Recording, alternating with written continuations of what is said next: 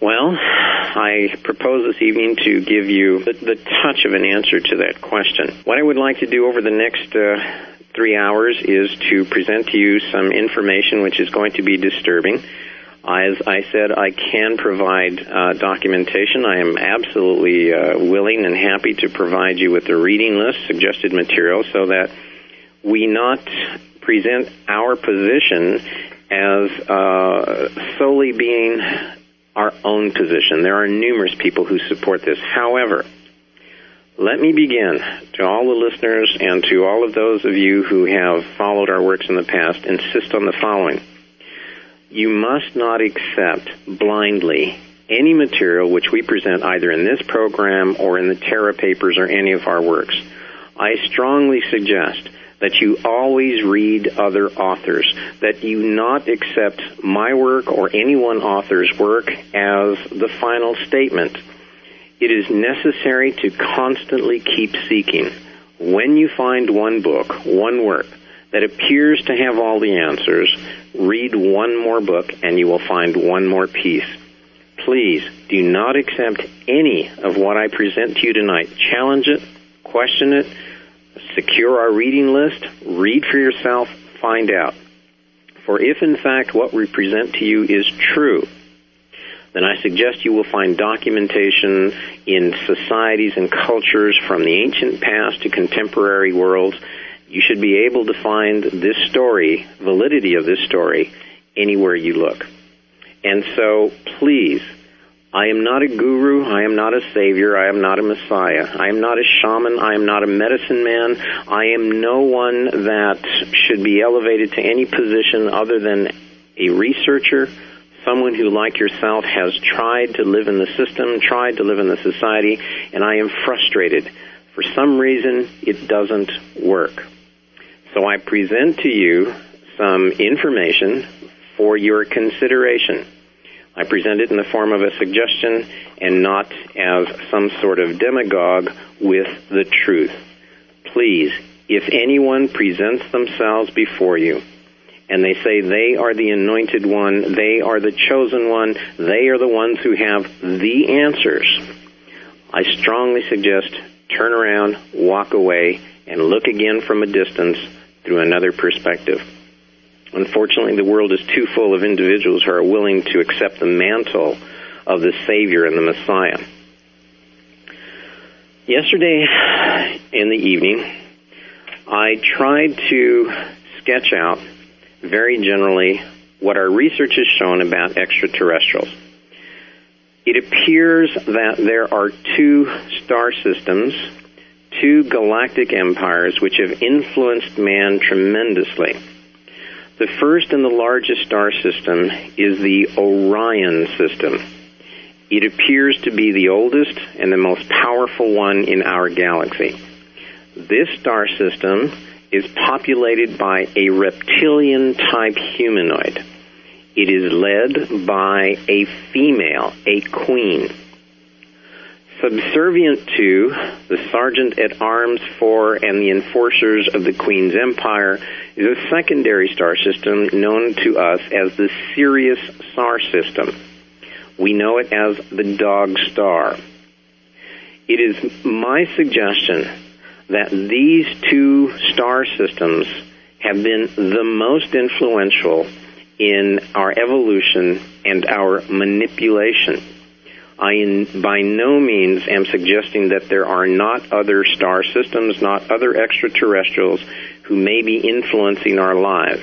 Our research shows these happen to be the two most influential. Many people are disturbed with the idea that there are extraterrestrials out there. Without getting into a very long and rather tedious linguistic study, allow me only to suggest that by definition, angels and even God is an extraterrestrial. The very definition of extraterrestrial simply means not of this earth. The appropriate place for our angels, our gods, our saviors, our divinities is in the heavens. Whether you choose to see the influences on mankind, the beings who have been with us from the very inception of this experiment called man, whether you choose to see them as divine, as angelic, as extraterrestrial, as star beings, the choice is up to you. But essentially the meaning is the same. Beings who are not of this planet. Beings who have the ability to do things that we consider to be miraculous, the results of advanced technology, simply those things which we, at this point in our lives, cannot do. I can easily see some of what they are capable of being called magic, supernatural, divinely inspired miracles. Again, it is your choice. But we are talking about the same thing, extraterrestrial, divine beings. Last night, I suggested that through these two star systems, the Sirius and the Orion star system, our solar system was once populated, colonized by the two systems, and eventually evolving into an extraordinary ancient civilization based on a planet that resided at that time between Mars and Jupiter. The only thing that resides in that orbit now is the asteroid belt. It is the testimonial to and the remnants of this one ancient great planet. Who the beings were, what their civilization was about, would be easily recognized by those of you who are listening and those of you who are avid readers of ancient societies. But I will, for tonight, pass on that and simply recommend our works, the Terra Papers, in the hopes that your curiosity is piqued. But this great and ancient civilization that once populated planet Earth, the solar system, the moons, was obliterated.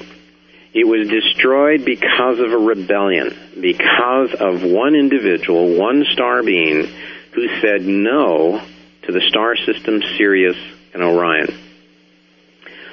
A second star being, known as Prince Ea, returned to the solar system under direct command from his father, the king of the system of Sirius. And it was his task to rebuild the planet, to rebuild the solar system. This individual, known as Prince Ea, or Enki, is one of the oldest figures in the mythology of Mesopotamia, Babylonia, and Sumeria, those ancient societies of the Middle East. They can be found in numerous sources, and again, we will provide a reading list for you, but again, Graham Hancock, Robert Bauvel, Zacharias Sitchin, and all of these individuals speak about the star being Prince Enki. It is my suggestion that this star being, a Genesis scientist who had the technology and the intelligence, the ability to repopulate planets, to recreate environments, to create hybrid plants and hybrid animals as we have created the mule. It was through his abilities that we, as human beings, and planet Earth, as a livable, wondrous planet, came to be. Hopefully, with open mind, you will understand that in our research, we propose that the being known as God in the Bible is in fact the star being named Ea. In all of the ancient languages, if you add the suffix "u" to a root word, you get that of, the works of, the things of. This star being named Ea, the works attributed to him by the ancient societies would have been known as Ea-u. It would have been pronounced Ea-u, in time Eyawu. It is our suggestion that the name Yahweh is directly derived from Ea-u. I know that this may sound blasphemous, but I am suggesting that the term God is in fact a title. It is a title given to individuals who have the ability to recreate atmospheres, hybrid plants, and animals. It is a working title. I by no means am denying the existence of an ultimate being, an ultimate divinity. I am not doing that. What I am proposing is that the concept of God is far too lowly in who it indicates and who it is trying to represent. In last evening's program, I suggested it was through the efforts of Prince Ea and through his sister, a lady known as Neen Herzog. It was through their efforts that mankind was born, that mankind was created. In his original form, the beast known as man was created as an experiment, a hybrid creature whose sole purpose was to serve the gods, to serve the heavenly ones, to serve the star beings.